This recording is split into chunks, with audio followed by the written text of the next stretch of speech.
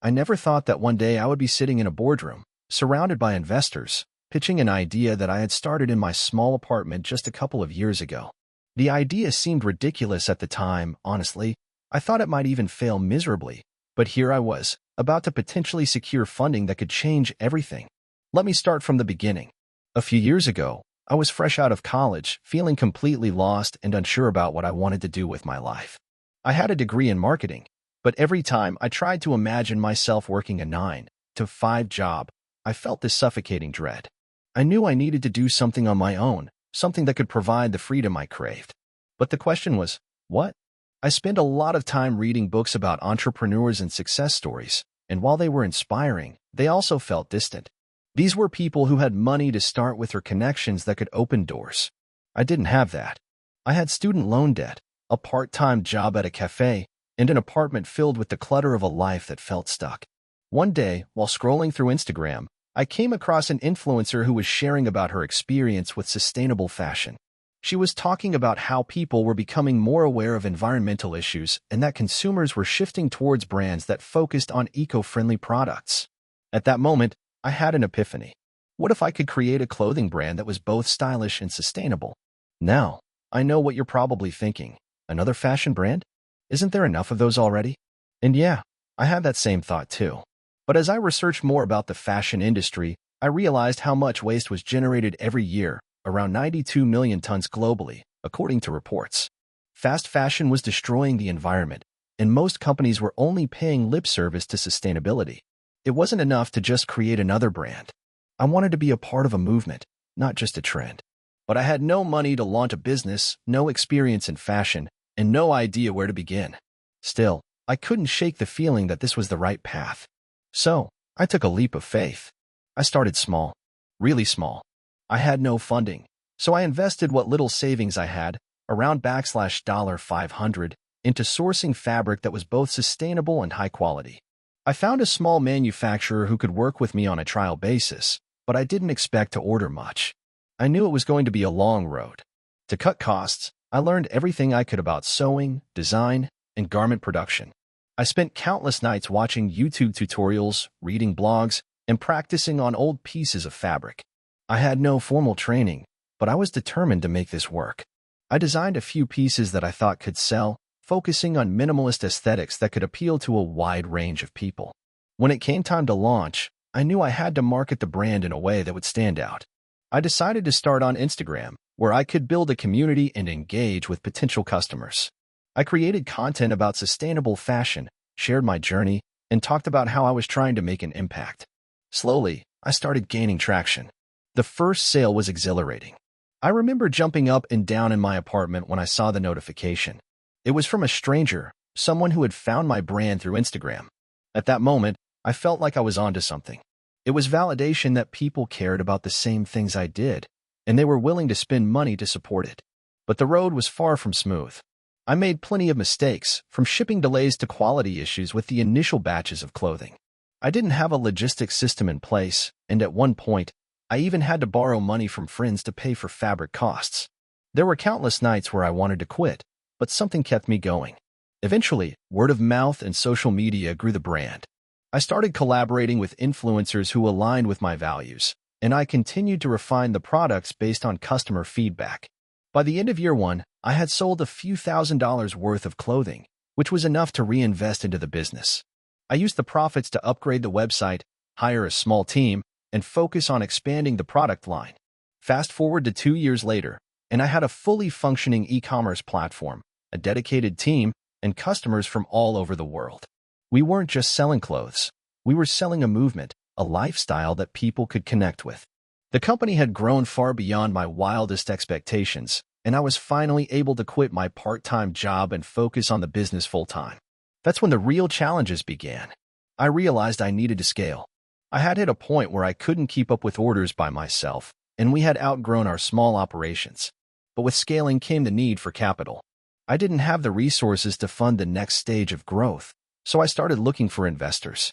I pitched to a few venture capitalists, but the responses were less than enthusiastic. They liked the idea, but they thought the market was too niche. Sustainable fashion is a trend, they told me. It's not a long-term business. But I couldn't let that discourage me. I kept pushing, trying to convince investors that the world was ready for a change. One day, after months of rejection, I got a call from an angel investor who had seen my pitch at a networking event. She loved the brand's mission and saw the long-term potential. After a few rounds of negotiations, she agreed to invest in the business. It wasn't a huge amount, but it was enough to take the company to the next level. With the new investment, I was able to hire more staff, expand the product range, and increase production. But the most important thing was the validation it gave me. It meant that someone else believed in what I was doing. That investor's trust gave me the confidence to push through the challenges I faced and to keep improving. Fast forward to today, and I've got a team of 25 people, a customer base of over 100,000, and we're on track to hit $10 million in revenue this year. We've expanded into international markets, and the brand has grown to represent more than just sustainable fashion. It's a movement toward conscious consumerism. Looking back, I can hardly believe how far we've come. There were so many moments where I thought about giving up, where I didn't know how to get through the next obstacle. But the journey has taught me one thing. The key to success isn't about starting with a huge advantage. It's about persistence, passion, and believing in your vision, even when no one else does. Starting this business has been one of the most difficult things I've ever done, but also one of the most rewarding. I went from being a broke college graduate with no idea what I was doing to running a company that's making a real impact. And if I can do it, I know others can too. I guess my story is proof that you don't need to have all the answers at the beginning. You just need to start and be willing to keep going, no matter how tough it gets. Because sometimes, the hardest roads lead to the most incredible destinations. If you enjoyed the video, don't forget to leave a like and subscribe to the channel. It helps the content grow and motivates me to create even more great videos. Turn on notifications so you don't miss any new uploads. By the way, I'm curious, when do you usually watch my videos? While working, studying, or just relaxing at home? Let me know in the comments. I'd love to hear from you. Thank you for your support. I was never the type of person who thought entrepreneurship was for me. Growing up, I always envisioned a stable career in a well-established company, climbing the corporate ladder, and enjoying the security that came with it. I never really understood the whole take risks and build something from the ground up mentality. But fast forward to a few years ago, and I found myself doing exactly that, starting a business with little experience and even less money. The journey started in a way that I never expected. I had been working in marketing for a mid-sized company for about 5 years. I was comfortable, maybe even too comfortable. The work was easy enough, and the pay was decent. I could go on autopilot for weeks at a time, only to wake up and realize I hadn't actually made any meaningful progress. It was the perfect trap for a person who had convinced themselves that security was the ultimate goal. But everything changed the day I was laid off. It wasn't a surprise, given the company's financial struggles, but it still hit me harder than I'd like to admit. I spent the next few weeks processing the shock, updating my resume, and attending interviews. But I quickly realized something. I didn't want to go back to the same type of work. I didn't want to work for someone else anymore. The idea of sitting through another corporate meeting or answering to a boss who couldn't see the bigger picture made me sick to my stomach. But that left me with a big question. If I didn't want to work for someone else, what could I do instead? I started thinking about the things I was passionate about outside of work.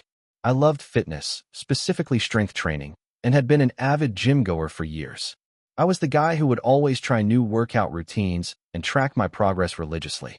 I had a deep understanding of nutrition and how the body worked, and I had been helping friends and family achieve their fitness goals for a while. One day, after a long workout, I had a thought that struck me. What if I could turn my passion for fitness into a business? I had no idea where to begin. I didn't have a personal training certification, I had no experience running a business, and I certainly didn't have any investors waiting in the wings. But the more I thought about it, the more I realized that this was the perfect time to take the plunge. What did I have to lose? I was already out of a job, so I might as well go for it. I started researching what it would take to become a personal trainer. I enrolled in an online course that would give me the certification I needed. The course was harder than I anticipated, and I was working late into the night while still applying for jobs. But I powered through because I felt a fire I hadn't felt in years. I was actually excited about something for the first time in a long while. A few months later, I passed the certification exam and was officially a personal trainer. But then came the next challenge, how to actually make money from it.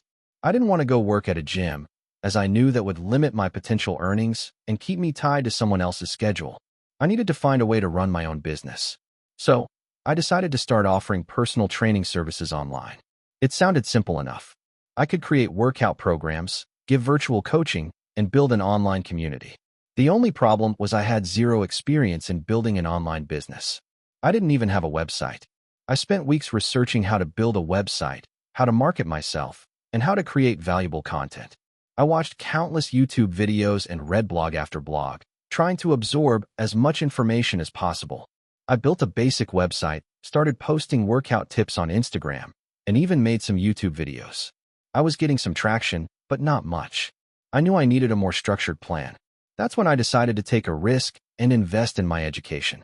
I enrolled in an online course that promised to teach me how to grow an online fitness business. It wasn't cheap, but I knew that if I wanted to succeed, I had to learn from people who had already done it. The course covered everything from marketing strategies to how to scale a business. I learned how to create a funnel, how to generate leads, and how to convert followers into paying clients. I put everything I learned into action. I started posting consistently, using paid ads to grow my audience, and creating high-quality content. Slowly but surely, things began to change. I started landing clients who were willing to pay for my services. It wasn't much at first, but every client was a victory. Each new client was proof that I was on the right path. As I began to get more clients, I started realizing that I had something special. My clients were getting results, and I was receiving rave reviews. Word of mouth spread, and my reputation grew. Within 6 months, I had enough clients to quit my day job and run my personal training business full-time. But success wasn't a smooth ride. There were plenty of challenges along the way.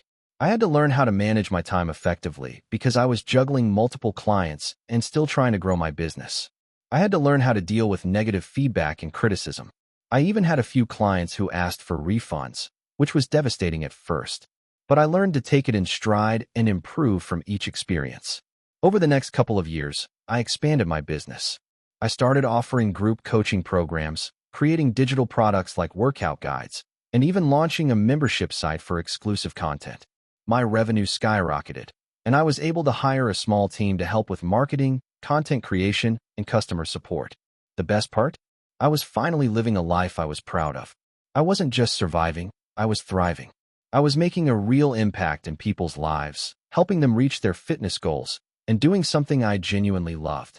Looking back, I realized that I wouldn't be where I am today if I hadn't taken that leap of faith. Yes, it was terrifying at times. There were moments when I questioned my decision and wondered if I had made a mistake. But every step of the journey taught me something new. And the best lesson of all, there is no perfect moment. Sometimes you just have to dive in and figure things out as you go. If you're reading this and thinking about starting your own business, don't wait for the right time because it might never come. Take the first step, learn as you go, and don't be afraid to fail. Because when you finally succeed, the feeling of achievement is like nothing else. My story starts in a small town where everyone knew everyone's business. I was just an ordinary guy with ordinary dreams. I grew up in a modest home with parents who worked tirelessly to make sure my brother and I never went without. But while we had enough, we never had more than that. Money was a subject that always hovered in the background, a quiet reminder of our limitations. I always found myself wondering, what if? What if I could change everything, not just for myself, but for everyone I loved? When I finished high school, I went straight into college, partly because it was expected and partly because I thought it was the only way forward. But deep down, I was already struggling with what everyone was telling me was the right path. It wasn't that I didn't respect education, I just felt like I didn't belong in a traditional classroom environment. I wanted something more. I wanted control over my future, not to be bound by rules set by someone else. The year after I graduated, I stumbled into a job that paid well for someone fresh out of school. It wasn't glamorous by any means. It was a typical corporate gig at a marketing firm, but it was enough to pay the bills, and at the time, that was all I really cared about. Still, something gnawed at me. I could see that I wasn't growing. The hours were long, and I felt like just another cog in a machine. The idea of spending my entire life working for someone else didn't sit well with me. I started to read books, watch YouTube videos, and attend webinars about entrepreneurship. I became obsessed with the idea of starting my own business, but the fear of failure was overwhelming. What if I couldn't make it? What if I lost everything? I told myself I wasn't ready. I convinced myself that I didn't have the right skills, the right network, or the right money to even consider such a leap. But deep inside, I knew I was capable of more. In the summer of 2017, something changed. I was sitting at a coffee shop when I overheard a conversation between two people about an online business idea. They were discussing ways to sell products through e-commerce platforms like Amazon and Shopify. I was immediately intrigued. The idea of having my own online store seemed so simple and attainable compared to the giant business plans I had in my mind. I could start small, test the waters, and if I failed, I wouldn't lose everything. That night, I spent hours researching e-commerce. I learned about dropshipping, product sourcing, and how to build an online store. I still remember feeling a mixture of excitement and dread as I clicked Create Account on Shopify. I had no clue what I was doing. The first product I tried to sell was a complete failure, a cheap phone case that I bought from a supplier for $2 and tried to sell for $20. I didn't even know how to market it properly. I remember being crushed when I checked the store analytics and saw that no one had bought anything. But I didn't give up. I kept testing new products, tweaking my website, and learning from my mistakes. Slowly, I started to see some success. I remember the first time I made a sale. It wasn't much, only $12, but to me, it felt like I had just won the lottery. That sale represented proof that this whole business thing could actually work. I was on the right track, even if it was just a small step forward. Over the next year, I refined my marketing strategies, focused on improving the customer experience, and gradually built a small following on social media. I was working long hours, often well into the night after my full-time job. There were countless times when I felt like giving up. Some days, I'd get an email from a customer complaining, or a product shipment would get delayed, and I'd feel the weight of it all. But the thought of creating something that was entirely mine kept me going. In 2018, I took a big risk. I quit my job. I had saved up enough money to give myself 6 months to focus on my business full-time. It was terrifying, but it was also liberating. I could feel my mindset shifting. No longer was I afraid of failure. I was afraid of never trying. My e-commerce store started to grow more rapidly after I went full-time. I found better suppliers, implemented smarter marketing strategies, and started to build a brand around my products. Slowly but surely, I started seeing consistent monthly revenue. It wasn't much at first, but it was enough to sustain me. By 2019, my business had grown enough that I could hire a small team to help with operations, marketing, and customer service. I moved out of my tiny apartment and into a small office space. Things were looking up. I was starting to feel like I had made it. But of course, no success comes without challenges. In 2020, the pandemic hit. I had just signed a contract for a new product line when global supply chains were disrupted, and I couldn't get the products I had already ordered. My sales plummeted. The anxiety was unbearable. I was faced with a choice: give up or adapt. I chose to adapt. I pivoted to selling digital products and services. It wasn't easy, but it was what I needed to do to stay afloat. I started offering online courses related to e-commerce and digital marketing, which turned out to be a huge success. The online community I had built rallied behind me, and we all learned and grew together. That pivot was the turning point for my business.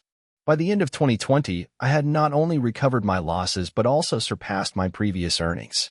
Fast forward to 2023, and I now run a thriving online business with multiple streams of income. My company has expanded into new niches, and we've built a strong brand that resonates with people. I've hired a full-time team of dedicated employees, and we continue to grow year after year. I'm no longer that guy stuck in a corporate job wondering what if. I'm living the life I always dreamed of, and it's a constant reminder of how far I've come. But what makes this journey truly meaningful isn't the financial success or the recognition.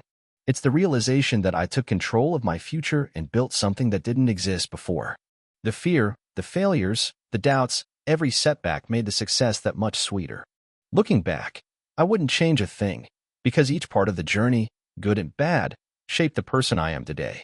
If there's one thing I've learned, it's that success doesn't happen overnight. It's not a straight line from point A to point B. It's messy, uncertain, and full of ups and downs. But if you keep pushing, keep learning, and keep adapting, success will come. It may take time, but it will come. I'm living proof of that. The best part?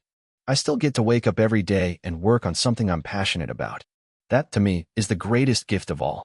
When I was 25, I quit my job at a mid-tier marketing agency with exactly $1,274 in my bank account and a half-baked idea I scribbled on a bar napkin. It was a Tuesday night, and I was drinking cheap whiskey at this dive in Pittsburgh. I'd just been chewed out by my boss for the third time that week. This time because I told a client their rebranding sucked. It did. My coworker, Josh, who I'd known since college, raised his glass and said, "You've got too many opinions for a cubicle." I laughed, but something in that hit me sideways. By midnight, I had the idea. Build a micro-agency for local small businesses. Think barbershops, food trucks, hole-in-the-wall restaurants that couldn't afford $30K retainers, but still needed branding and a digital presence. Name, Dirt Cheap Creative. Motto, we make you look expensive. By Friday, I handed in my resignation. The first 3 months were brutal. I lived on ramen, cold pizza, and hope. I designed logos for $50, built websites for $300, and took literally any job I could get. I cold emailed 100 businesses a week. Most ignored me. Some responded with, "Do you even have a portfolio?" I had nothing except a few half-decent mock-ups and the sheer audacity to believe I could make it work. My break came from a taco truck. El Toro Rojo was parked outside the university most days, and I was a regular. One afternoon, I pitched them on a rebrand. They laughed and said they had $500 total to spend. I told them I'd do it all: logo, site, menus, truck wrap, for $400 if they gave me tacos for a month.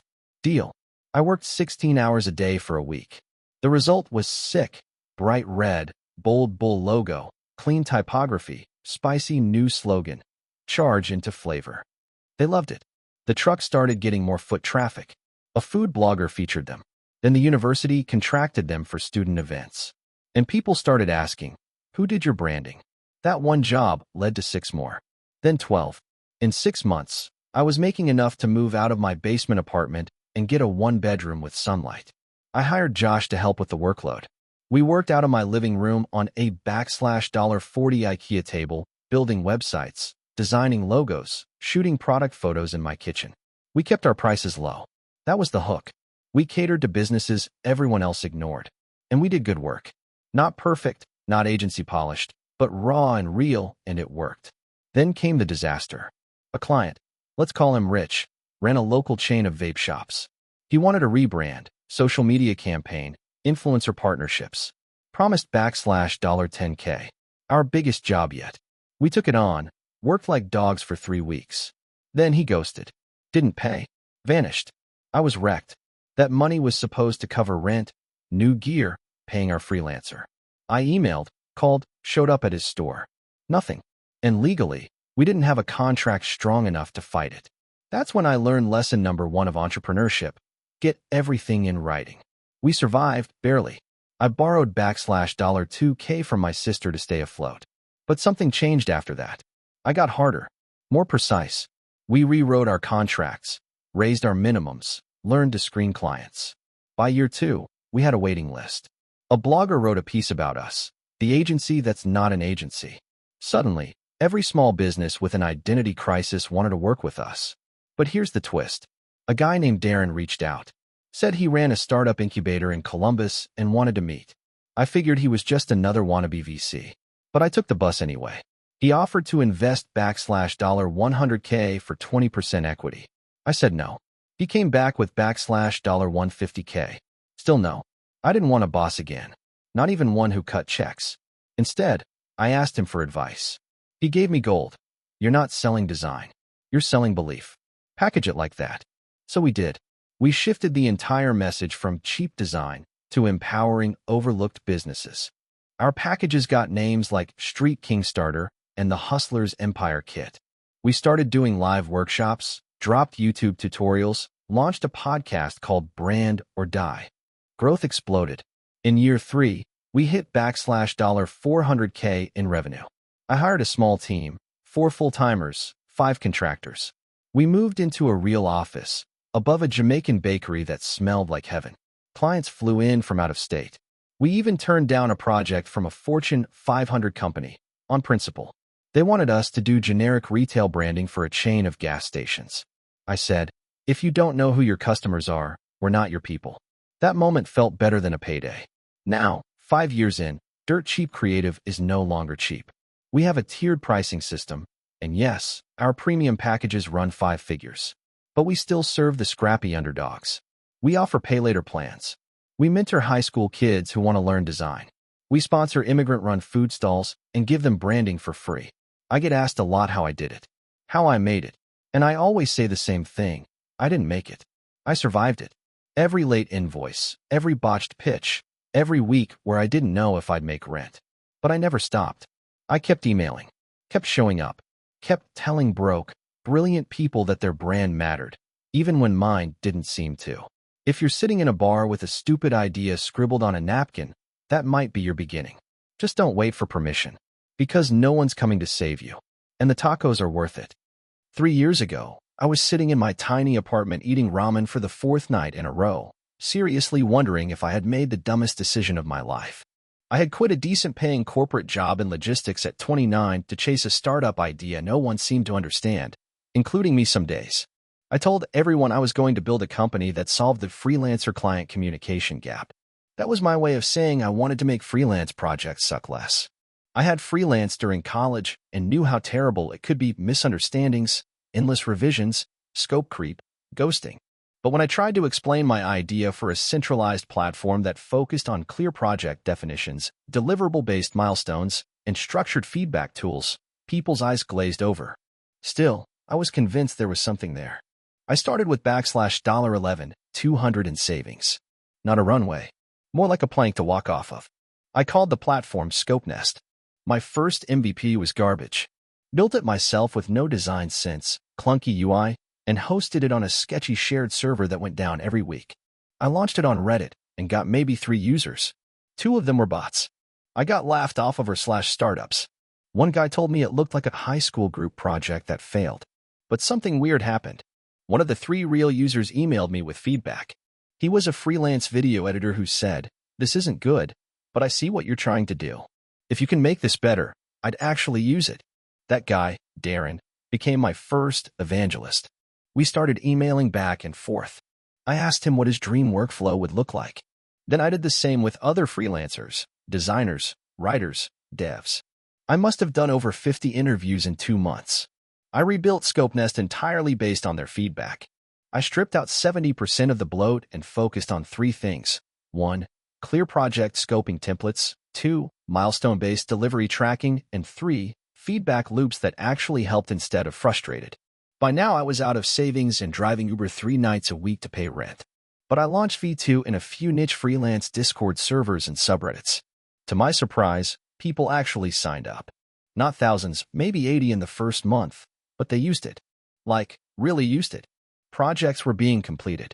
Clients were sending tips. Freelancers emailed me asking when I did payments. So I did. I integrated Stripe, added a tiny fee, 2.5%, and suddenly I made $86 my first month. It wasn't rent money, but it felt like proof. I doubled down. I brought in my buddy Sam, a front-end developer, on a promise of equity I hadn't even legally figured out. We hacked together version 3.0 in 6 weeks and relaunched. Now it looked halfway professional. In month 4, we broke $1,000 in revenue. Month 6 $4, 300. At this point, we were still just 2 guys and a janky back end, but ScopeNest started making rounds on freelancer blogs. We weren't even trying to market. People were just sharing it. Word of mouth did what my cold emails never could. Then came the VC emails. I ignored the first few. I didn't trust VCs. But one angel investor sent a message that stood out. "You've built something useful. I'd love to fund your growth, not change your mission." I took a Zoom call with him, expecting a pitch fest. Instead, we talked about onboarding flows and churn. He built a successful SaaS before and knew what he was talking about. He offered $250K for 10%, and I said yes in a daze. Just like that, I had $250,000 and a teammate who could finally stop moonlighting. We hired a UX designer and a part-time customer success rep. Month 10 $11,000 revenue. We kept our burn low, didn't hire fast, didn't waste a cent. I lived in the same crappy apartment. Sam still coded in his garage. But growth came. Freelancers loved the platform because it helped them look professional, stay on track, and get paid. Clients loved it because it reduced drama and surprises. Our retention was insane, 70% of users still active after 3 months. By month 18, we hit $47,000 MRR. That's when a certain large freelance platform, you've definitely heard of it, reached out. Not to sue us, yet, but to chat. We declined. Instead, we raised a $1.5 M seed round from the same angel and a couple small funds. We built mobile apps, added AI-powered scope builders, and launched a beta for agencies. Suddenly, we weren't just helping freelancers. We were becoming their infrastructure. At the 2-year mark, ScopeNest was at $112K MRR. We were profitable even after payroll. But the real kicker? That guy Darren, the first real user who emailed me when ScopeNest sucked. He now runs our freelancer advisory board and owns 0.5% equity. I gave it to him outright after our seed round because honestly, without him, I'd probably be back in logistics. 3 months ago, we crossed $2M ARR. I took a day off and sat in the park eating sushi I didn't have to coupon hunt for. It hit me. I built the thing I wanted when I was 22, broke, and freelancing from a noisy dorm. And other people wanted it too. People think entrepreneurship is all aha moments and scale hacks. For me, it was ramen, Uber shifts, embarrassing failures, and one user who believed enough to email me instead of bounce. That's all it takes sometimes. One user, one honest conversation, one reason to keep building. I started my first business by accident. It was 2017. I had just been laid off from a job I hated but still depended on to survive. I was living in a barely furnished 1-bedroom apartment with my girlfriend, now wife, splitting groceries down to the dollar and dodging calls from the student loan folks. So naturally, I did the dumbest possible thing. I decided to figure something out. My only real skill at the time was fixing up old PCs and flipping them on Craigslist. I had a reputation among friends for breathing life into 10-year-old laptops. So I thought, maybe I can turn this into a real hustle. I listed a refurbished Lenovo ThinkPad T430 on Craigslist for $250. Bought it for $60, cleaned it up, swapped the HDD for an SSD, doubled the RAM. It sold in 2 hours. I reinvested and flipped 3 more by the end of the week. Made about $450 in net profit that month, which wasn't life-changing, but enough to keep the lights on. That's when I got the idea, what if I made this a full-time thing? I gave myself 90 days. If I couldn't match my old job's salary by then, I'd go crawl back into a cubicle somewhere. The first big break came when I started going to local school district auctions. They'd sell off pallets of obsolete laptops for pennies, sometimes literally $10 a unit if you bought in bulk. I spent $700 of my emergency fund on a lot of 32 HP laptops. It was risky, but I had a good feeling. The machines were beat to hell. Half didn't boot, some were missing keys, a few looked like they'd been dropped in a swimming pool. I spent the next 3 weeks working 12-hour days repairing, reformatting, testing, photographing, and listing them on eBay. Every single one sold. Net profit after fees $128. I nearly cried. By month 3, I'd made $100 in profit. Just over what my old monthly paycheck used to be. I gave myself permission to keep going. The next year was a blur of hustle. I moved out of my apartment and into a 400-square-foot workspace in a sketchy strip mall. I hired my cousin to help me with repairs. We started branding ourselves as Next Cycle Tech, bought a basic website, started posting on local forums and Reddit, ran cheap Facebook ads targeting college students. We even offered discounts to schools that wanted to buy refurbished laptops in bulk. Then something wild happened. In late 2018, a tweet went viral. Some edtech influencer with 100K followers mentioned us in a thread about low-cost tech for underserved schools. Overnight, our site traffic exploded. Emails flooded in. Orders came from as far as Maine, Utah, and even Mexico. I had to shut down the website ordering feature because we couldn't keep up with demand. We were still just 2 broke guys fixing busted laptops with screwdrivers from Home Depot. But people thought we were a real company. So we started acting like one. I secured a $25K line of credit with a local credit union after getting rejected by 3 major banks. We leased a proper warehouse space and bought professional-grade tools and testing equipment. By 2019, We had 6 employees, a shipping contract with FedEx, and a predictable revenue stream from small school districts and nonprofits. I paid myself $45K that year. Not great, but I'd never been prouder. Then COVID hit. At first, I thought it would crush us. Supply chain issues, mass panic, uncertainty. Our orders dropped 60% in March 2020. But then remote learning kicked in. School districts suddenly needed devices. Lots of them. And fast.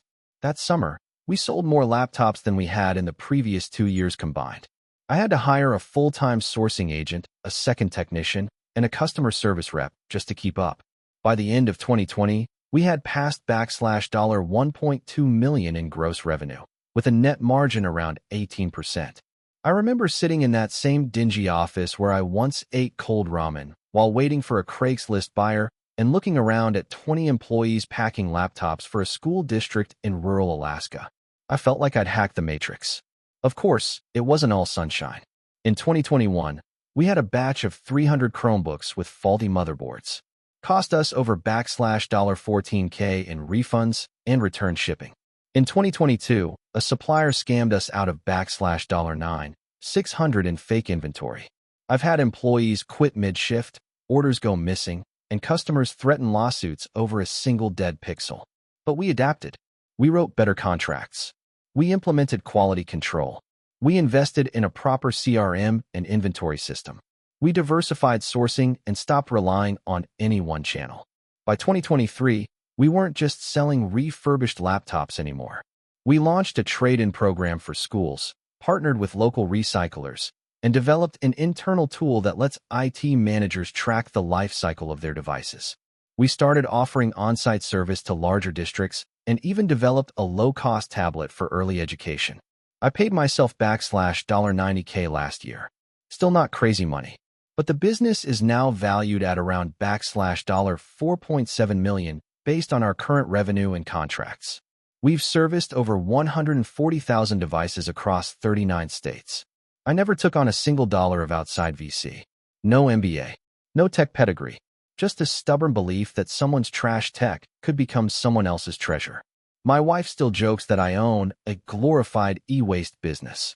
Maybe she's right. But that e-waste business put her through grad school, paid off my student loans, and now employs 26 people, most of whom were overlooked by traditional tech companies. To anyone out there who thinks they need the perfect idea or a rich uncle to get started, nope. Sometimes, all it takes is a broken laptop and the willingness to open it up.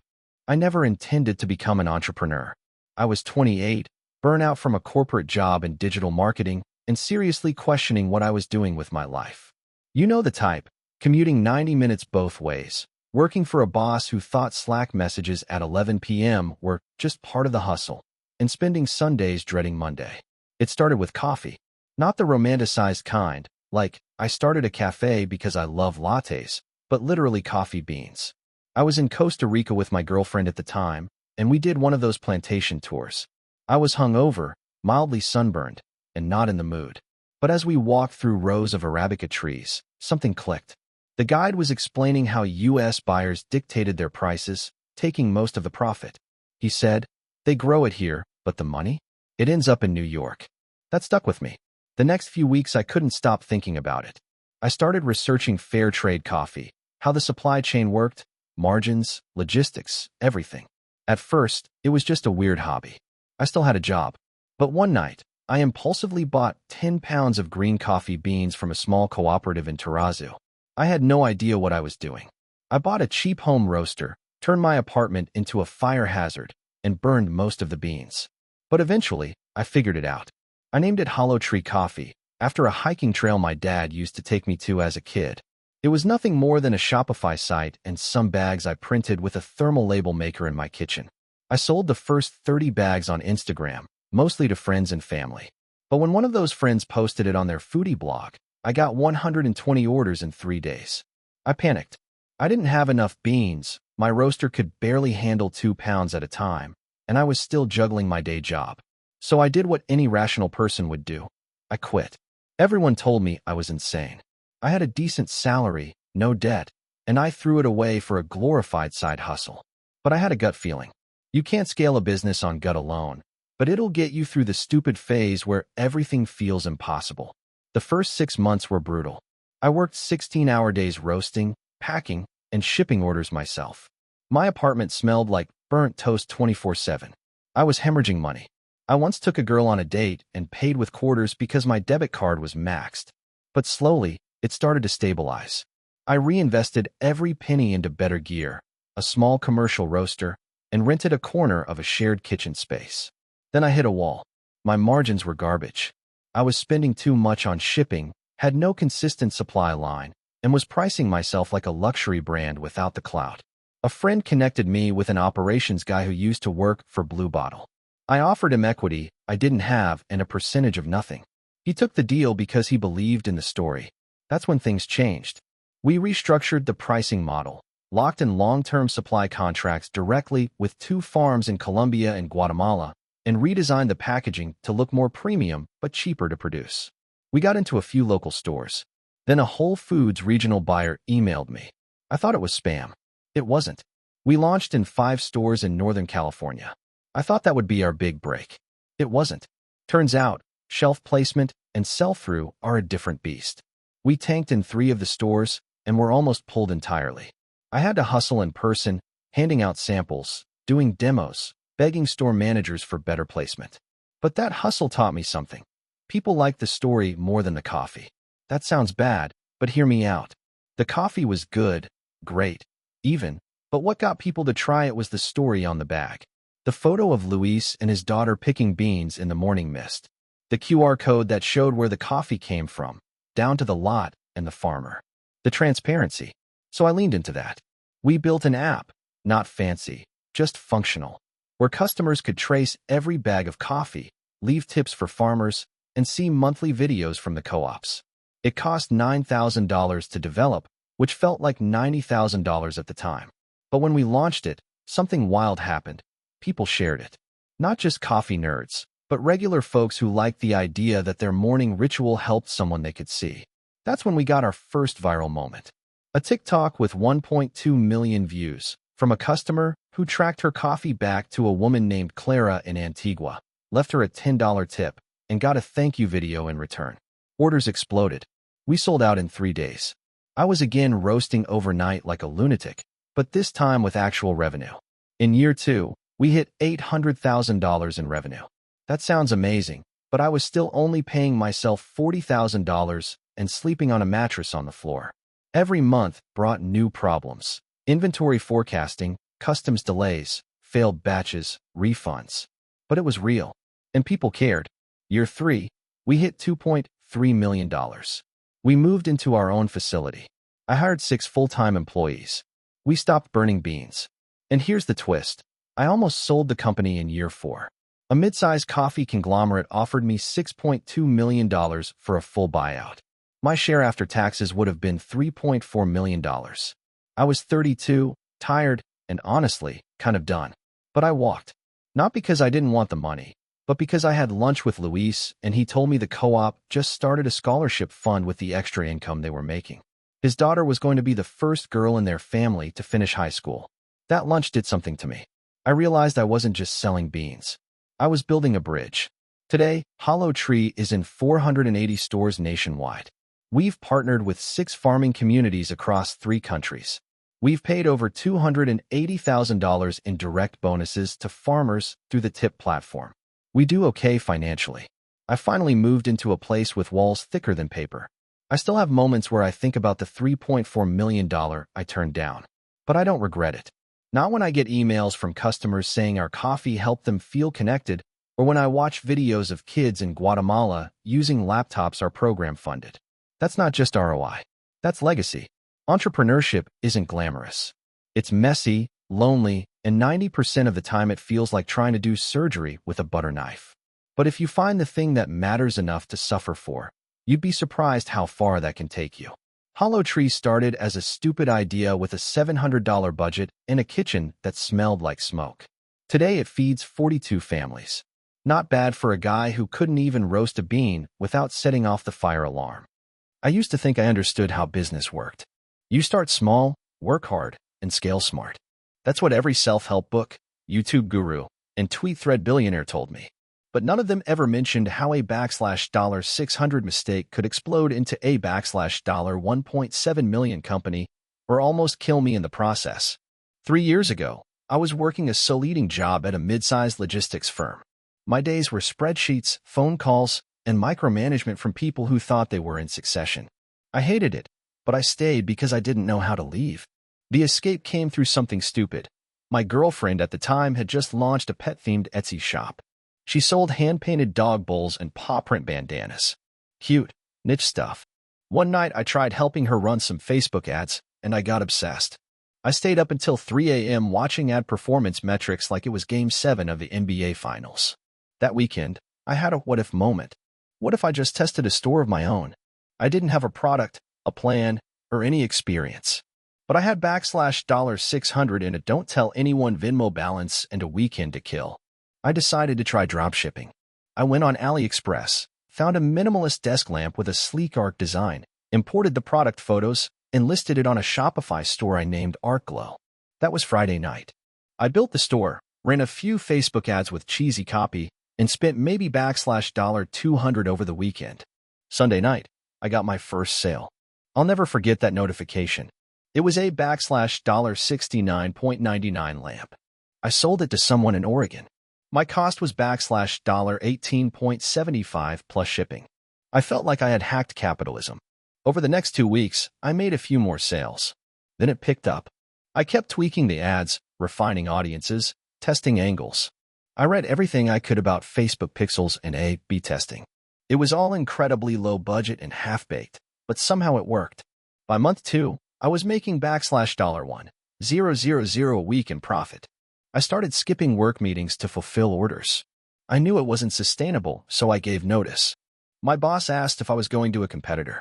I told him I was starting something. He laughed. Month 3 $5 for 100 profit.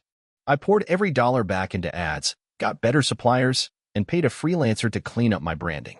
My original lamp supplier went out of stock, so I pivoted to a similar product with a built-in wireless charger. I renamed it the Glow Pad. That one exploded. By month 5, I had $28,000 in the bank and was making more than I did in my old job. But I made a crucial decision here. I didn't buy a car or rent a nicer apartment. I used the cash to incorporate and hire a part-time customer service rep from the Philippines for $7/hour. Month 6, I cleared $50K in revenue. I flew to a trade show in Shenzhen and met a supplier face-to-face. It cost me $2 for 100 in a week of jet lag, but that relationship would end up saving my ass. Because in month 7, everything blew up. Someone posted my lamp on TikTok. It went viral. Not just kind of viral. Like, 3.2 million views and 110,000 likes in 36 hours. My store got flooded. I had 1,800 orders in a week. My supplier couldn't keep up. Orders got delayed. Chargebacks started rolling in. I went from riding high to drowning in support emails and refund requests. Shopify even froze my payouts for risk assessment. I had no cash. I maxed out 2 credit cards just trying to keep the business alive. That was my lowest point. I remember sitting on the floor of my apartment, surrounded by shipping boxes and ramen wrappers, wondering if I had completely screwed myself. I called the supplier I'd met in Shenzhen and begged him for help. I offered him a small retainer up front if he could source me a faster production line. To my surprise, he pulled it off. He got me a factory that could produce 500 units a day and ship directly to the US. I switched all orders to air freight, even though it killed my margins. I just needed to survive. By month 9, things stabilized. Refund requests dropped. Customers were happy again. Shopify released my funds. I had $64,000 in profit and a viable business. I hired 2 more remote workers. I set up a warehouse in Nevada using a third-party logistics company. And I promised myself I'd never rely on a single platform again. So I built out Amazon listings. I diversified products. I launched my own email newsletter. I even created a branded YouTube channel showing how to use our products in modern office setups. Year 2 ended with $980,000 in total revenue. We had 7 full-time employees and sold 4 primary products. That's when the real offer came. A boutique private equity firm reached out. They specialized in buying up small but scalable e-commerce brands. They wanted to acquire ArcGlow. We went back and forth for 3 months. Due diligence was brutal. They inspected everything: customer reviews, supply chain reliability, Facebook ad accounts, even my freaking LLC paperwork from LegalZoom. In the end, they offered me $1.7 million for 85% of the company, plus a 1-year contract as a consultant with a $120K salary and 15% equity. I took it. I moved into a better apartment. I took my parents to Italy. I bought the stupid espresso machine I'd been eyeing for 2 years. But I didn't stop working. Now I run a small consultancy that helps solo founders scale their e-com brands past that terrifying 6 to 7-figure gap. I've helped launch 19 stores, and 4 of them hit $100K plus months within a year. Here's the crazy part. The biggest wins came from the dumbest ideas. One of the top-performing products I've seen was a plush banana that unzipped to reveal a smiling face. Another was a charging cable shaped like a koi fish. People buy weird things. But if you solve a real problem, or just delight them in a... Hey, friends, if you enjoy this content, don't forget to like the video and share your thoughts in the comments. We really want to know what you like and what can be improved. What do you think of the video? Are there any topics you'd like to see in future videos? Your feedback really helps us get better. Thanks for being with us. I accidentally became a millionaire by lying on my resume, and then I had to build a company to cover for it. I was 25, broke, and tired of being broke. I had just quit my 3rd underpaying job in as many years. I had a liberal arts degree, no real technical skills, and a LinkedIn profile that looked like a sad cry for help. But I wanted to be in tech. That's where all the money seemed to be, and frankly, I was done watching my friends retire their student debt while I still ate canned beans for dinner. One night, drunk and angry after getting ghosted by a startup that said I wasn't a culture fit, I edited my resume. I didn't just tweak it. I fabricated a whole alternate reality. According to this masterpiece, I had worked as a junior product manager at a now-defunct SaaS company. True, it was defunct, so no one could verify. Helped launch a failed app. Also true, just not my app. And I claimed I knew Python, SQL, and product market fit better than most product managers. I even made a fake work email domain for the defunct company using a cheap domain name and set up a fake inbox in case anyone ever tried to reach my former boss. I named him Greg Halberstein. He was a great guy. Very supportive. Loved my work ethic. 3 weeks later, I got an interview with a startup that was funded by a well-known VC. The CEO was a 30-year-old who used words like 10x and hustle, unironically. I played the role perfectly, tossed in enough lingo, sprinkled just enough humility, and within a week, I was hired as a product lead. Salary, $120,000 with stock options. And here's the wild part. I actually turned out to be good at it. I stayed up until 3 a.m. most nights learning everything I had claimed to already know. Udemy courses, Stack Overflow, forums, YouTube rabbit holes. I inhaled all of it. I built workflows, designed mockups, talked to users, managed a dev team of 2 Eastern European freelancers, and somehow our feature launches started showing results. After 8 months, the startup got acquired. It wasn't a huge exit, but my stock options turned into a $180,000 windfall. I told myself I'd stop lying. I had proved I could do the work. But then I got a taste for something worse, building my own company. I used the money to start a consulting firm that specialized in building MVPs for startups.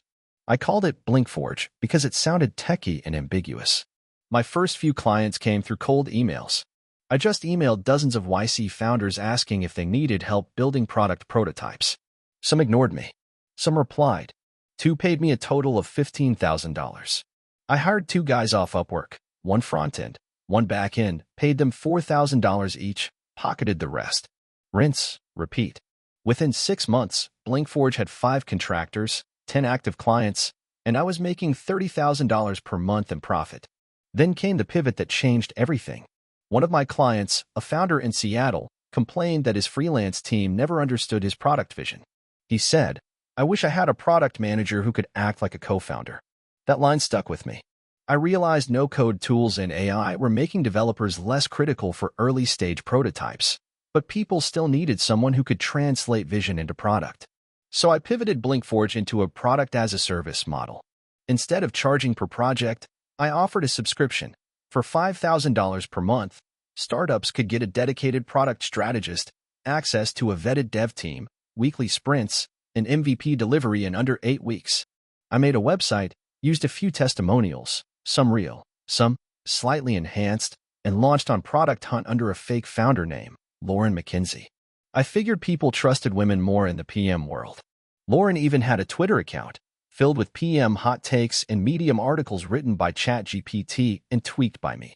It blew up. We got 50 leads in a week. 10 converted into paying clients. I had to hire fast, so I created a Notion manual, a Zapier onboarding flow, and interviewed contractors like a madman. I trained them using the same YouTube videos I had used to teach myself. By year 2, Blinkforge hit $1.2 million in annual revenue. I finally registered the LLC, set up payroll, and brought on a legit co-founder, a guy I met at a WeWork who had sold a Shopify plugin for $400,000. He thought I was brilliant. I didn't correct him. Eventually, we got approached by a VC firm that loved our margins and growth. They offered $5 million for 70% of the company. I said no. Then they came back with a $2 million investment for 20%. I said yes. We rebranded as ForgeLayer, opened an office, hired a real HR manager, and started building internal tools to replace our duct tape systems. For the first time, I felt like a real CEO. I had employees, culture decks, OKRs.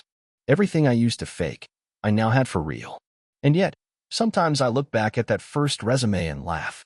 The company, the experience, the references, it was all fiction. But the work that came after?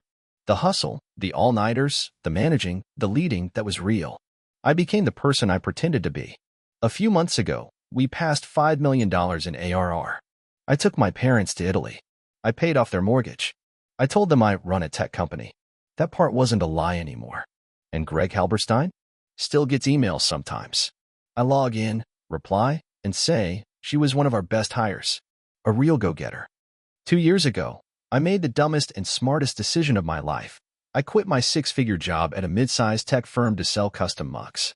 Yeah, mugs. The kind with cheesy quotes like, "World's best dad," or, "But first, coffee." But mine weren't going to be basic. I had a plan. Sort of.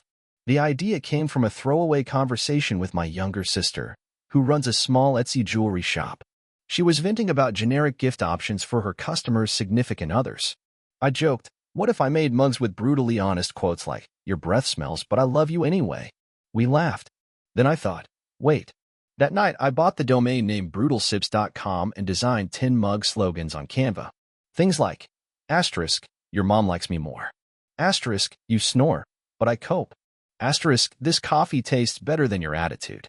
I ordered a sample batch from a print-on-demand service and built a Shopify store with zero coding experience, using a YouTube tutorial and blind optimism.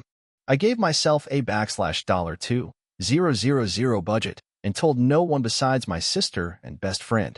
For 3 weeks, I got 0 sales. Nada. Even I started to think, okay, maybe this was just a fever dream. Then, on day 22, I woke up to a $19.99 sale. Someone from Iowa bought the "You Snore, but I Cope" mug. I still remember their name. That one sale hit harder than any corporate bonus I'd ever gotten. So I started running $5 Facebook ads targeting people in relationships who liked The Office, sarcasm pages, and coffee. Sales trickled in. One a day, then 2. I was making maybe $300/month, which was nothing, but it was proof. Around month 3, I posted a TikTok of me pretending to argue with an invisible partner while holding one of the mugs. The caption read, "When love is real, but they chew like a lawnmower." It got 80K views overnight. My site made $900 in a single day. I called in sick at work to pack mugs. By month 5, Brutal Sips was making $5K/month, still with just 10 designs. I added more. Holiday editions, birthday roasts, congratulations on not being a complete failure graduation mugs. Sales grew. At this point, I was waking up at 6 a.m., fulfilling orders before work, answering customer emails during lunch, and filming content after dinner. My 9 to 5 was turning into a 5 to 9 on top of everything else. I was burning out bad. Then I had a rough day at work where my manager took credit for a report I spent a week on. Something in me snapped. I drafted my resignation letter during lunch and emailed it before I could talk myself out of it. My family thought I was losing it. "You quit a $120K job to sell mugs?" Yes. Yes, I did. I went all in. I found a local warehouse that let me rent half a shelf and pack orders myself. I hired a college student part-time to help with social media. I learned about abandoned cart recovery emails and watched every Shopify optimization tutorial known to man. One Friday night, I got drunk and posted a TikTok mocking live, laugh, love aesthetics using my mug that said die, cry, chug. It hit 3.2 million views. I sold out of 300 mugs in 36 hours. I had to sleep on the warehouse floor packing orders. I posted a video of that too. People loved it. By the end of the first year, Brutal Sips made $240,000 in revenue. After costs, taxes, and paying my assistant, I took home about $78,000, less than my old salary, but I'd never been happier. Year 2 is when things got weird. Big box retailers started noticing me. Urban Outfitters emailed asking for a wholesale catalog. I didn't have one, so I made one in 2 days using a Canva template and pure adrenaline. They placed a $12,000 order. I bought a real shipping station. I hired 2 more part-timers. We made mug-scented candles as a limited drop. They sold out in an hour. Then came the copycats. I found a near-identical store called Blunt Sips using half my slogans and designs. I panicked, then consulted a lawyer. I ended up spending $8K on trademarks. That hurt. But protecting the brand felt like securing my child's future. I started licensing my slogans to other small brands, t-shirts, planners, even a wall art company. Passive income started rolling in. At this point, I had 45 mug designs, 5 employees, a hilarious intern named Mel who ran customer service like a stand-up set, and a TikTok following of 380K. Then a celebrity posted my mug. I won't say who. Let's just say she's known for playing a savage lawyer on TV. She posted an Instagram story holding my "Your toxic traits are cute from afar" mug. Sales exploded. We made $38K in 72 hours. My site crashed twice. I cried. Then I laughed. Then I drank a celebratory espresso out of one of my own mugs. Right now, as I write this, I'm sitting in a small but cozy office in a shared space downtown. Brutal Sips just cleared $1.2 million in revenue for year 2. I pay myself $95K, not because I couldn't take more, but because I'm building a rainy day fund. The mugs are still flying out of the shelves. We just launched Therapy Edition mugs with designs like "It's not gaslighting if you're right," and "I'm working on it." Okay?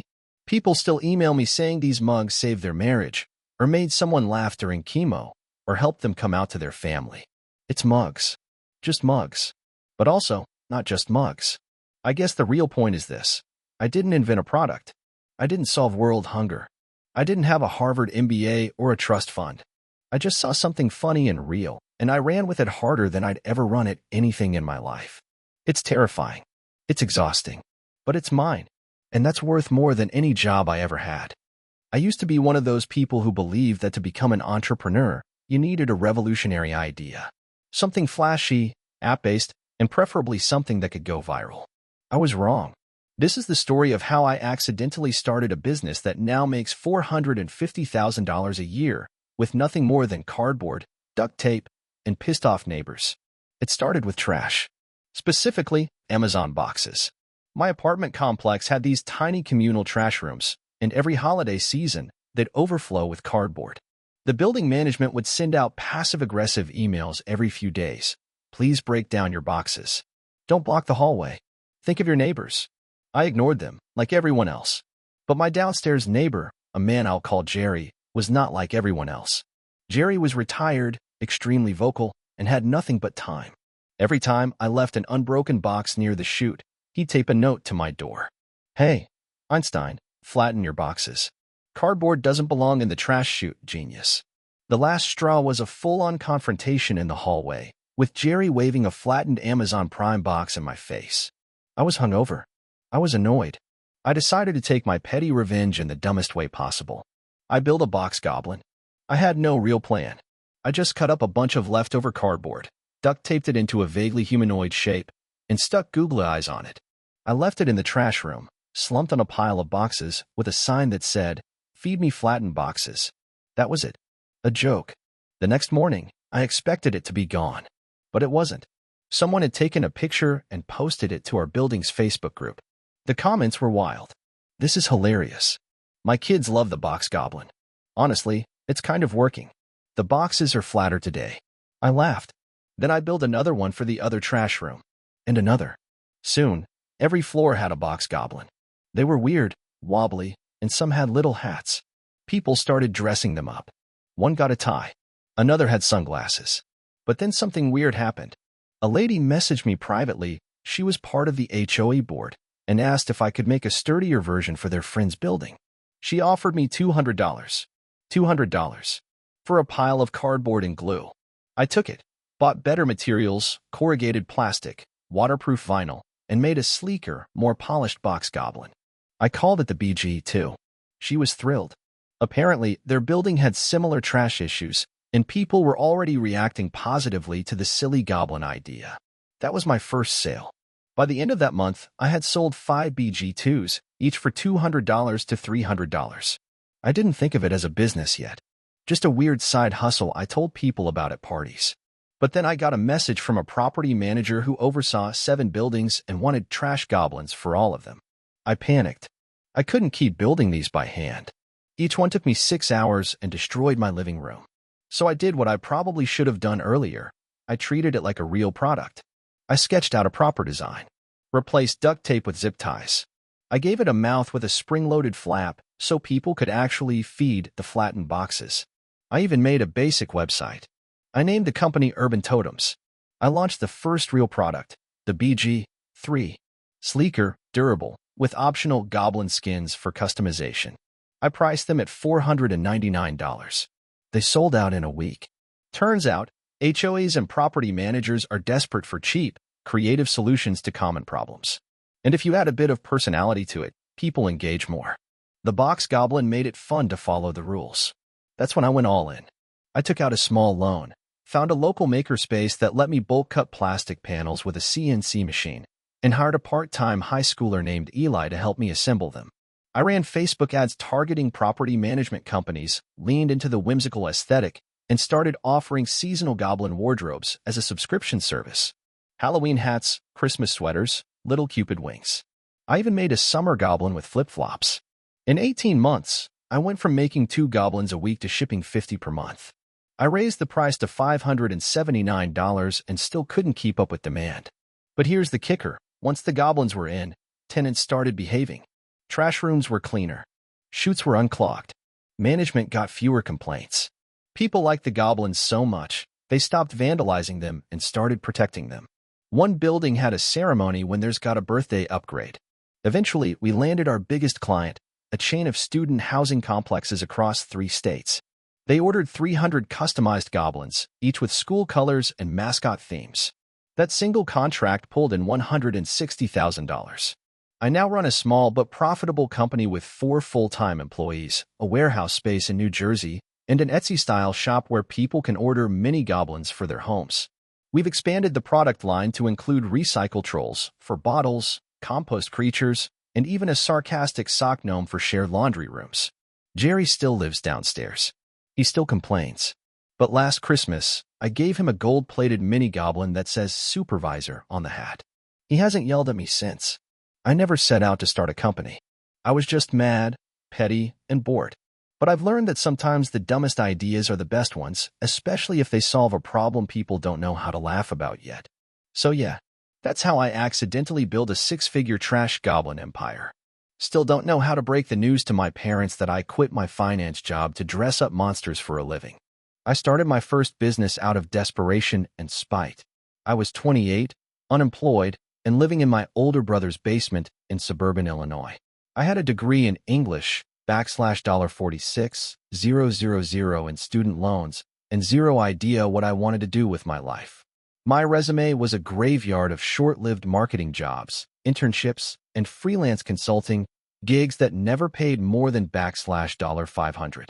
My brother, God bless him, never asked for rent, but I could feel the weight of my failure every time I passed his kids watching TV on the couch.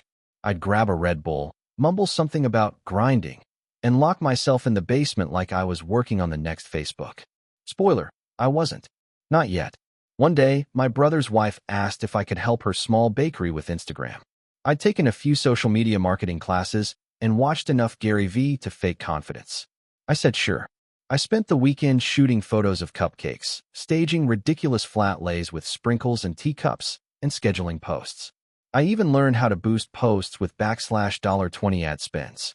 Within 2 weeks, foot traffic to her bakery went up by 40%. A local lifestyle blog featured them. She was thrilled. She handed me $300 in cash and a tray of macarons. That tray of macarons changed my life.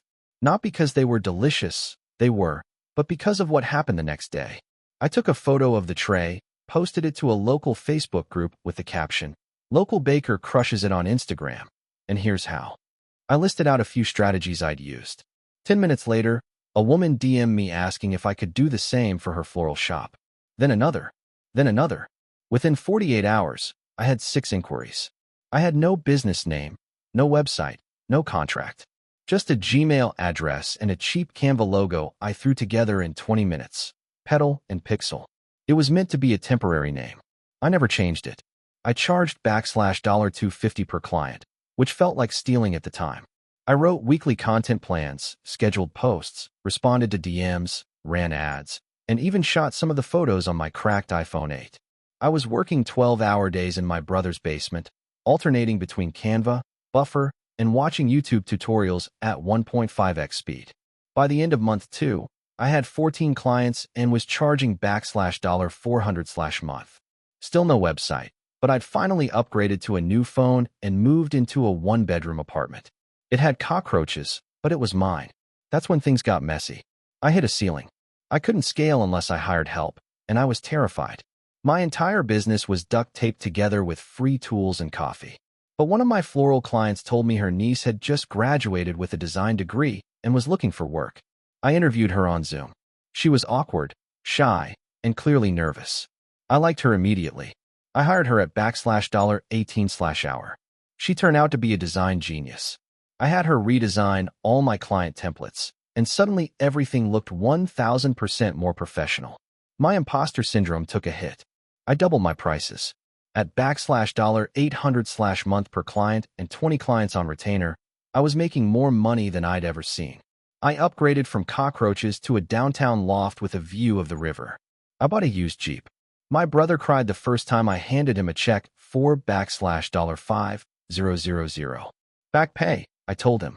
I wish I could say the next phase was smooth. It wasn't. I hired fast, too fast. I brought on a project manager, 2 more designers, and a junior copywriter. I was burning $25K/month and had no systems. I was still the bottleneck for approvals, for client onboarding, even for setting passwords. 1 month, I forgot to invoice 3 clients. Another month, I lost 5 in 1 week because a designer accidentally posted a meme with a typo on 3 different brand pages. I was furious, but it was my fault. I hadn't built a business. I'd built a mess that depended on me doing everything. I was a glorified freelancer with a business card that said CEO, so I did something drastic. I stopped taking new clients. I cut my client roster in half and doubled prices again. I told clients we were shifting to a boutique agency model with bespoke packages. Some bailed. Most stayed. Then I hired a COO, an ex-operations lead from a mid-size agency who had burned out and was freelancing. I paid her more than I paid myself. Within 3 months, she'd cleaned house, systems, onboarding, automation, feedback loops. Suddenly, I was out of email hell and finally thinking like a business owner. That's when the acquisition offer came in. It was from a larger marketing firm based in Austin. They wanted to expand into boutique niches, bakeries, florists, indie coffee shops. My bread and butter. Their offer $1.2 million, plus performance bonuses if I stayed on as a strategic advisor for a year. It wasn't generational wealth. But for a guy who had started with a borrowed laptop and a tray of macarons, it was life-altering. I sold. I stayed on for 9 months, then took a 6-month sabbatical in Lisbon. I learned Portuguese badly, got into photography, and invested in 2 startups, both led by first-time founders like I had been. Now I'm back in the States. I mentor scrappy founders trying to build something real. Not a brand, not a hustle, but a business that can outlive their burnout. Every now and then, someone asks me what the secret was. There wasn't one. I just started with something small, did it well, and listened when the market told me to go bigger. Oh, and I always say yes to macarons. I never thought I would be the one to make it. You know, the classic rags to riches story, where everything seems impossible until it suddenly all clicks together. Looking back, I almost can't believe how far I've come. It all started when I was working my 9 to 5 job as a marketing assistant for a mid-sized company. The pay was decent, and I had a nice routine, but deep down, I knew it wasn't what I wanted. I had this feeling, this good instinct, that I was meant for something more. My dreams weren't about climbing the corporate ladder. They were about building something from the ground up, something that would allow me to truly take control of my life. But let me backtrack a bit. I had always been the type to overthink. I would lay awake at night thinking about business ideas, reading everything I could about successful entrepreneurs, trying to figure out how they got their start. Every story I read made me more and more frustrated. They all seemed to have one thing in common. They had taken the leap. They had gone all in. The problem? I was terrified. I didn't have the savings to take a year off to find myself. I had bills, student loans, and all the typical adult responsibilities that made it seem impossible to take a risk. But that fear of regret kept gnawing at me. The thought of waking up 10 years from now, still stuck in a job I hated, scared the hell out of me. One night, after a particularly frustrating day at work, I sat down and thought about everything I had learned in my free time. I had always been obsessed with online marketing, specifically how small businesses could use digital tools to grow. I had dabbled with side projects here and there, but nothing ever stuck. Then, in that moment, something clicked. Why not start an online business that helps small businesses with their marketing? I wasn't a coding genius or a tech prodigy, but I had learned a lot about social media marketing, email campaigns, and building simple websites. I could teach others how to leverage these tools, and maybe even build an agency around it. The idea felt right. It was scary as hell, but it also felt like the path I was supposed to take. I told my partner, who had always supported me but also had reservations. Are you sure? You're good at your job, but starting something from scratch is risky. But I was too far in to turn back. The next day, I quit my job. That's right.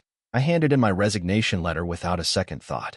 I had no idea how I would make this work, but something inside me told me I needed to jump before I could figure out how to fly. For the first few months, it was a grind. I started by offering free marketing consultations to local businesses. I spent hours writing up detailed plans, creating content, and just hustling to get my name out there. My days were long, 15-hour workdays became the norm. But every time I secured a client, even if they were paying a fraction of what I wanted to earn, I felt like I was on the right track. The first big break came when I landed a contract with a small retail store. I had spent weeks reaching out to them, offering value, showing them how I could help improve their online presence. They finally agreed to give me a chance. It was a modest contract, but I was determined to show them my worth. I worked harder than I ever had before. I revamped their website, optimized their social media accounts, and ran targeted ads. The results? Sales skyrocketed. They were ecstatic, and so was I. This success gave me the confidence to start charging more, to take on bigger clients, and to refine my services. As I continued to grow, I realized the importance of scaling. I couldn't keep doing everything myself if I wanted to build something sustainable. So, I hired my first employee, a freelance content creator who helped me create social media posts and manage the content production. Slowly but surely, I built a small but efficient team. We grew from a one-person operation to a full-fledged agency. The road wasn't without its challenges. There were moments when I thought I had made a huge mistake. When a client canceled a contract unexpectedly, or when I lost a major deal to a competitor, I'd wonder if I had it in me to continue. But I remembered why I started, because I didn't want to live a life of what-ifs. I also had to learn how to manage finances. As a solo entrepreneur, I was often caught up in the day-to-day grind of marketing and client work. But at one point, I realized I was neglecting the financial side of the business. Cash flow was tight, and I had to make some tough decisions, like cutting back on personal expenses and temporarily downsizing my team. I enrolled in a small business finance course and got help from a mentor who helped me put together a financial plan. But the most important lesson I learned was the power of persistence. Every setback, every challenge only made me stronger. I became better at negotiating, better at understanding my clients' needs, and better at managing my business. Success didn't come overnight, but with each step, I built a more solid foundation. Fast forward to today, and my agency has grown far beyond what I imagined. We have a solid client base, a growing team, and an excellent reputation in the industry. I'm no longer chasing clients down. They come to us. My personal income has increased significantly, and more importantly, I have the freedom to choose the work I want to do. I can take vacations, I can take time off when I need it, and I've built a business that's scalable, sustainable, and most importantly, something I love. There are still days when I think about my old job, the security it offered, and the comfort of knowing what was coming next. But then I remind myself that being my own boss, setting my own rules, helping others achieve their dreams, is the life I was meant to lead.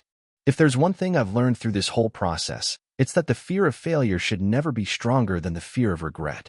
If you're feeling stuck in a job you hate, if you feel like you're meant for something more, just take the leap. It won't be easy, and there will be challenges along the way, but you'll never know what's possible unless you try. I was 24 when I started my first business. Fresh out of college with a degree in marketing and a dream to make it big, I thought I knew exactly what I was doing. I had the energy, the ideas, and the confidence that only a recent graduate could possess. But looking back, I had no idea how much I didn't know. It all started with a simple problem. My friends and I were at a party, and someone was talking about how hard it was to find high-quality, customized clothing for special occasions without breaking the bank. It was one of those casual conversations that sparked an idea in my head. People wanted to stand out at events, but the options were either overpriced or uninspiring. I thought, I can solve this problem. And with that, my journey as an entrepreneur began. I had no money to start, but I knew how to hustle. I borrowed a few $1,000s from my parents, telling them it was for a business opportunity I had found. In hindsight, I realized that was a huge leap of faith on their part, but at the time, I was just so convinced that it was going to work. The idea was simple, an online store that would sell custom-designed apparel for events like weddings, parties, and other celebrations. The catch was, I wanted to offer designs that felt personal, exclusive, and high quality, without the hefty price tag. I didn't have any technical experience, so I hired a freelance web designer to build the store. I spent weeks working on the branding, creating mock-ups for products, and getting suppliers on board. The process was a blur of long nights and lots of coffee. I launched the website, which was rough but functional, and threw up some social media ads. The first sale came in a week after the launch, and I was over the moon. I thought, this is it. I'm going to be rich. But that first sale was just the beginning of what would become a roller coaster ride. The initial excitement faded quickly when I realized how much work went into running an e-commerce business. Every day felt like a whirlwind of customer service, inventory management, marketing, and trying to fix technical problems that I didn't fully understand. There were times when the stress was overwhelming. I had no employees, so everything was on me. My friends would tell me how cool it was that I was running my own business, but all I could think about was how many hours I was working and how little sleep I was getting. I also quickly learned that being an entrepreneur meant dealing with failure. My first big mistake came when I decided to offer free shipping on all orders. It sounded like a great idea at the time. Who doesn't love free shipping? But I hadn't factored in the costs. Within a few months, my margins were razor thin, and I realized I wasn't making nearly as much money as I had hoped. I had to quickly change the shipping model, but the damage was already done. A lot of customers who were used to the free shipping didn't respond well to the change, and some even left negative reviews. That stung. I felt like I had lost their trust, and honestly, I wasn't sure how to get it back. Then there were the supply chain issues. I had to constantly find reliable vendors who could produce high-quality products on time. One vendor went out of business, and another had a production delay that pushed back several orders. I learned very quickly how important it was to have multiple backup plans, and how little control I had over external factors that could derail my progress. There were weeks where I felt like I was just putting out fires all day long. But I didn't give up. Slowly but surely, I began to figure things out. I started learning how to scale my operations and make smarter financial decisions. I brought on a small team to help with customer service and inventory management. That was a game changer. Finally, I wasn't doing everything myself. I could focus more on strategy and growth. I also learned the importance of customer feedback. Instead of ignoring complaints, I started using them to improve the product and the customer experience. Some of my best ideas came directly from customers who pointed out the things I was overlooking. The turning point came when I decided to invest more heavily in digital marketing. I hired a few freelance marketers to help me with targeted ads and social media content. We shifted our focus to influencer marketing, which turned out to be a goldmine. I reached out to a few micro-influencers in the fashion and lifestyle space, and we started sending them free products in exchange for honest reviews. Slowly but surely, sales started to climb. I went from getting a few orders a day to dozens, and eventually hundreds. As the business grew, I learned even more lessons. One of the most important was the value of resilience. There were so many times when I thought about giving up, when I thought it would be easier to go back to a regular job and let someone else deal with the stress. But every time I hit a roadblock, I picked myself back up and kept going. It wasn't easy, but it was worth it. Fast forward to today, and the company is thriving. We've expanded our product line, increased our customer base, and built a loyal following of people who trust our brand. I'm now 30 years old, and I've been running this business for 6 years. We've faced challenges, made mistakes, and learned a lot, but we've also experienced incredible growth. I've built a team of people who are passionate about the brand, and I can finally afford to take a vacation without constantly checking emails. My parents are proud of me, and I can finally pay them back for the loan they gave me when I started.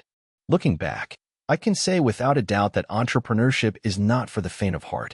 It takes grit, determination, and the ability to keep going when everything feels like it's falling apart. But it's also one of the most rewarding things you can do. The feeling of watching something you created grow, the satisfaction of solving problems, and the freedom that comes with building your own path is indescribable. I've learned so much, not just about business, but about myself. If you're thinking about starting your own business, my advice is simple. Go for it. But be prepared. It will be harder than you think, and it will take longer than you expect. You'll make mistakes, you'll have doubts, and you'll want to quit at least 100 times. But if you stick with it and keep learning, the rewards are worth it. Just don't expect an overnight success, and never underestimate the power of resilience. And if you fail, don't worry. It's just part of the process. Fail fast, learn from it, and try again. I failed more times than I can count, but every failure taught me something valuable. So take the leap, and don't let fear hold you back. Your journey will be hard, but it'll be worth it. I had always been a what-if person. From a young age, I'd look at businesses, think about their flaws, and wonder if there was a better way to do it. But I never acted on those thoughts.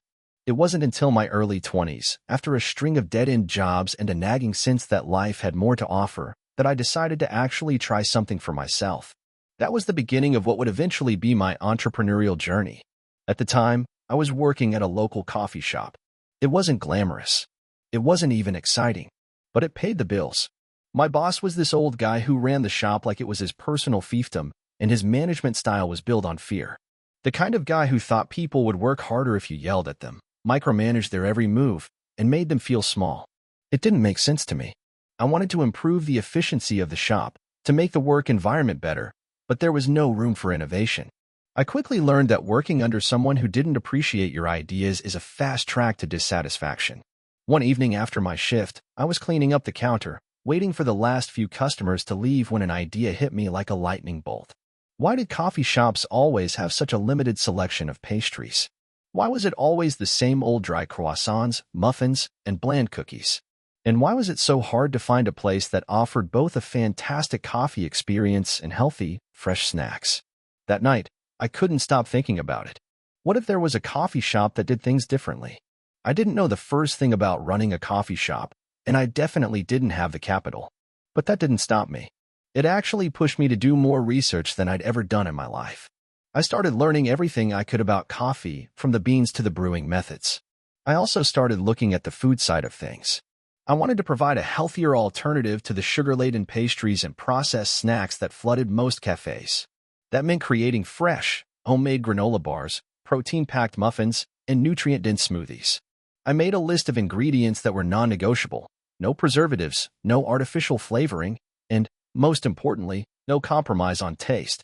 With little more than a few $1,000s saved up, I made the leap. I found a small, rundown space in the middle of town, which was just on the edge of a high-traffic area. It wasn't the ideal location, but it was affordable and had potential. I signed the lease, which, in hindsight, might have been the most terrifying thing I've ever done. I put together a rudimentary business plan that mostly consisted of scribbled ideas and dreams. But that's the thing about starting from scratch. You don't need a perfect plan, just a lot of ambition and a willingness to learn. The first few months were brutal. I was doing everything myself: brewing the coffee, baking the snacks, cleaning the shop, even handling the bookkeeping, which, let me tell you, was a disaster. But what kept me going was the customers. They were showing up. Maybe not in droves, but enough to make me believe that this idea had legs. The word of mouth spread quickly. People loved the healthier snacks, and they were raving about the quality of the coffee. I was creating something that resonated with them. I could see it in their eyes when they took their first bite of a homemade granola bar or sipped their smoothie. But I wasn't out of the woods yet. At one point, after 3 months of barely scraping by, I was close to calling it quits.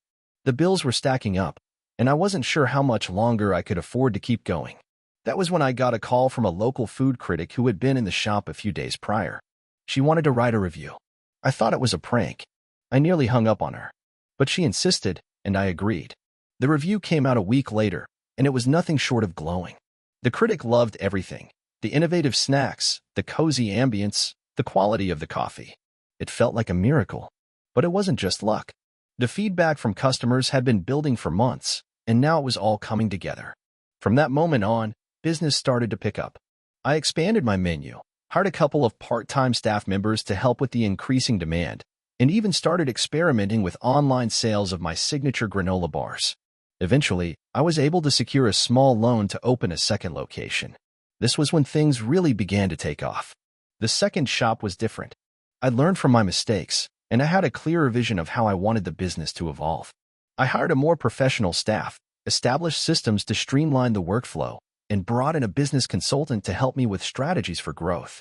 But I didn't want to lose the personal touch that had made the first shop successful.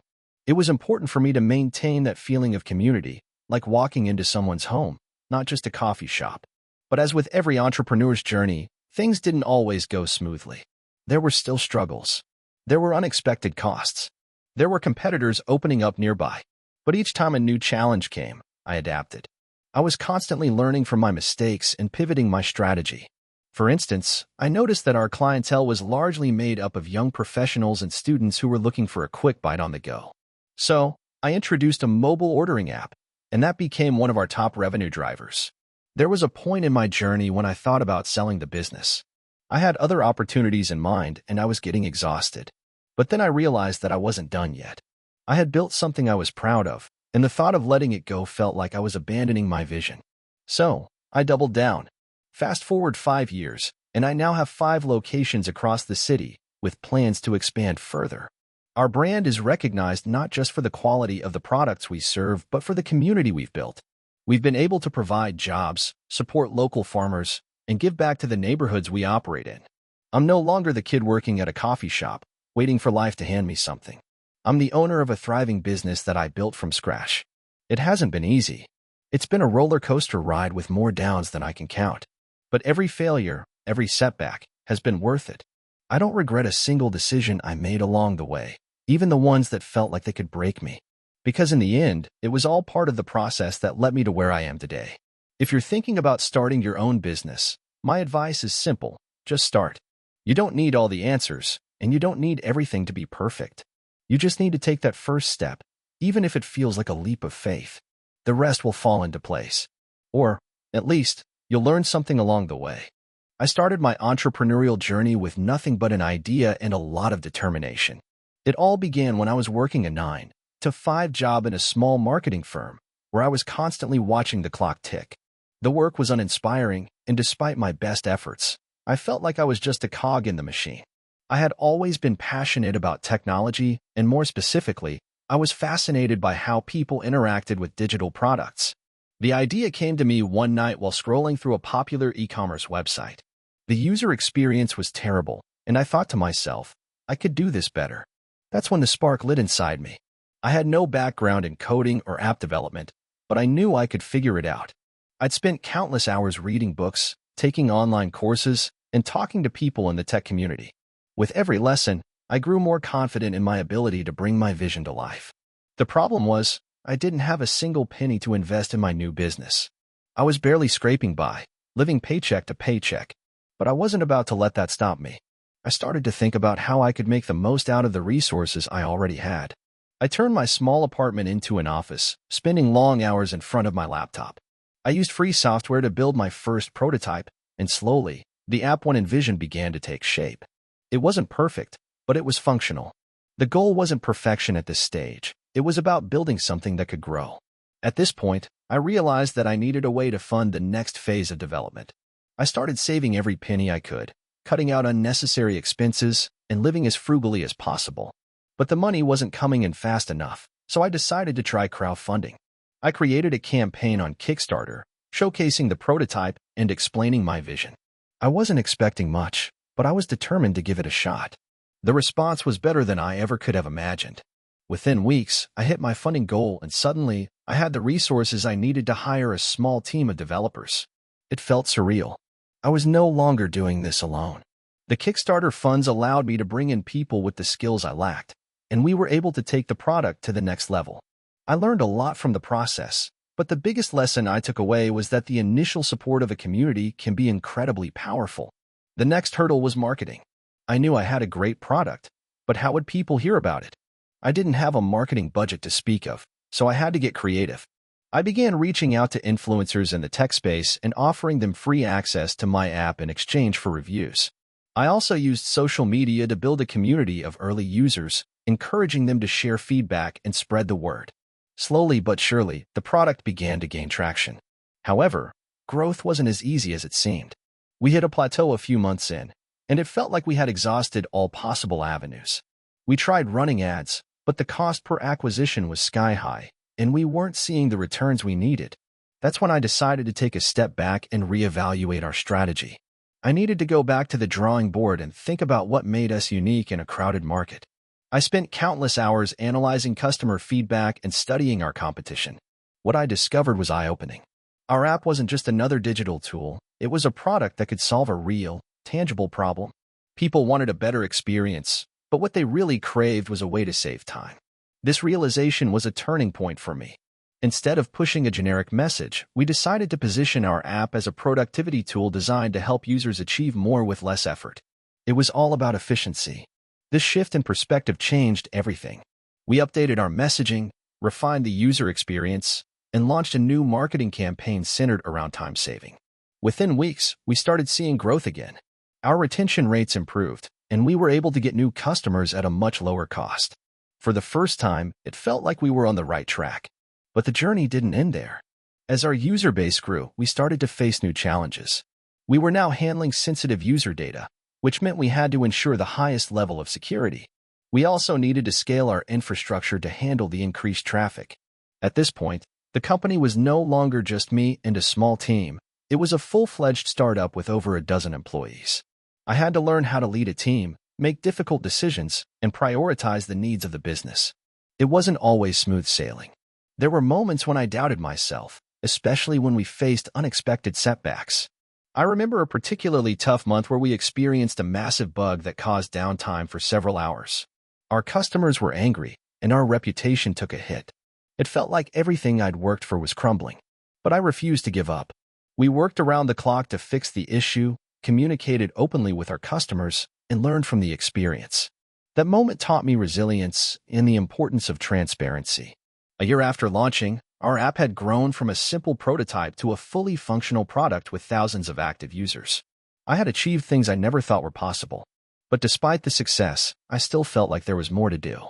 The company was still in its early stages, and I knew we had only scratched the surface of what we could accomplish. We had the opportunity to change the way people interacted with technology, and that motivated me to keep pushing forward. Fast forward to today, and my company is one of the leaders in its field. We've raised significant funding, expanded globally, and continue to innovate. I look back on the journey and am amazed at how far we've come. There were so many moments when I could have given up, but I didn't. Every setback was a learning experience, and every success was a reminder that persistence pays off. I learned that being an entrepreneur isn't about having a flawless plan or the perfect timing. It's about being willing to put in the hard work, pivot when necessary, and keep moving forward, even when the path isn't clear. Success doesn't happen overnight. It's the result of countless small decisions, risks, and sacrifices. But most importantly, it's about believing in yourself and your vision, no matter how impossible it may seem at the beginning. Now, when I reflect on those early days, sitting alone in my tiny apartment, building an app that I wasn't sure anyone would care about, I can't help but feel a sense of pride. The journey was difficult, but it was also incredibly rewarding. And while I may have achieved a lot, I know that the real adventure is still ahead. Thank you for watching until the end. If you enjoyed this video, don't forget to like and subscribe to the channel so you won't miss new videos. Also, leave a comment. I'd love to hear your thoughts. Your support and engagement mean a lot to me. See you in the next video.